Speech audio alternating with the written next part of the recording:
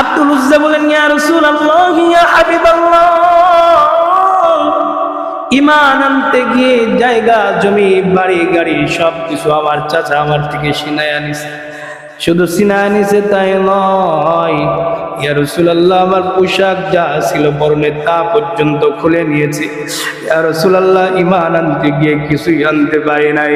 রাসূল কারীম সাল্লাল্লাহু আলাইহি ওয়াসাল্লাম আব্দুল উজ্জাকে বুকে জড়িয়ে নিয়ে বললেন, আব্দুল উজ্জা, চিন্তা করো না, তোমার নাম আজকে থেকে আব্দুল উজ্জা নয়, তোমার নাম আবদুল্লাহ।